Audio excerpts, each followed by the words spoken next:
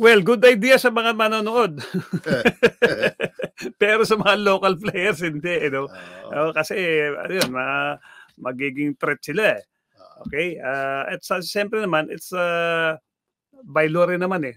Kailangan, meron kang sa Constitution kasi, meron kang kailangan dugo ng Pinoy para meron kang pagkakataon na for employment, whether sa kahit anong employment, kahit sa paglalaro ng basketball, no. At alam nyo ba, ganito ho yan nung araw ho kasi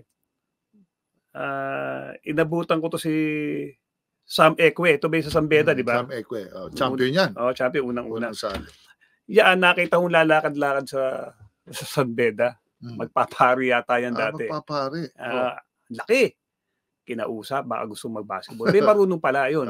Maganda. And the rest is history. Di ba? Yan yata yung panahon nung una nag-champion ng Sambeda. Di ba? After so many years. After so many years. Di ba? Sad to say ho ngayon, ayon sa aking mga bibwit. Okay? Ngayon ho, hindi ho by chance na may nakita kang foreigner na nag-aaral. Ngayon ho, yung mga license officer, mga agent lumilipad na ho sa binabiyahe na at naghahanap na ng player na lalaro at pag-aaralin lang. Nangyayari ho, ang mga player ngayon ng foreign mercenaryo na. Okay? They get paid to play. Tapos i-enroll lang. Masakit mang tanggapin pero ganyan ho nangyayari. Okay? Hindi katulad dati, nakita mo lang doon, di ba? Uy, matalang kanta, pag-priority natin. Ngayon, hindi na. Ngayon, ang kinukuha ho ron, siyempre, pag gano'n na nangyayari, magagaling na yung kinukuha. Ngayon, kaya pagdating ho dito, kung gagawin mo yung local yan, kakainin ho yung local natin yan. Considering na mga import ho ngayon na naglalaro sa UAP, sa NC, tinanggal na di ba? Sa UAP, ang tataas. Ano ba pinakamababa pare dyan? 6'8"? 6'7", 6'8". Ano pinakamataas? 7. 7. Orayebe, 7. Di ba? Gagawin mong local yan. Nako.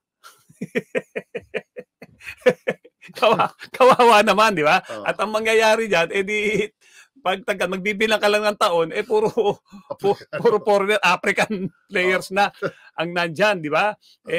At baka pare, kung papayagan mo yan, baka naman pare, si Coach Norman Black mag-apply yan as local na. Yes. Ilang taon na ba si Coach Norman? 60? Di ba? So ako, 70. 70. Pahig naman ako sa kanila as import. As import. Diba? Para naman merong patas naman with the local. Yun yung sa akin na naiisip ko. Katulad niyan, 'di ba? Saan ba siya naglalaro? 'Di ba? May pinaglaruan siya sa Zamboanga Balletes as import. Marami naman mga tournaments na ganyan Dami ho nila na nasasalihan Alam niyo ba?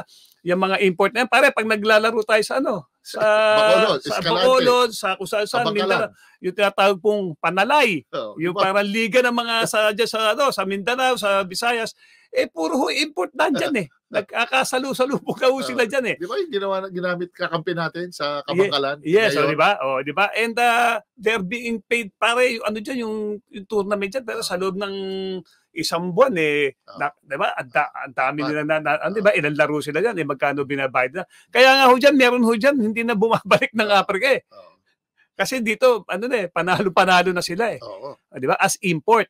Okay? So sa akin, let's just leave it that way.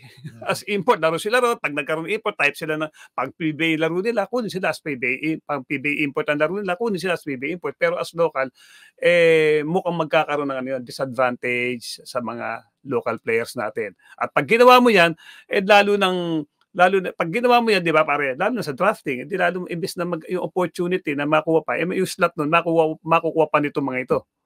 Di ba? For example, ilang bang team sa UAAP? Ilan na may import dyan? Kung lahat yan magsipag-apply, alam kami hindi mo kunin yun. Correct.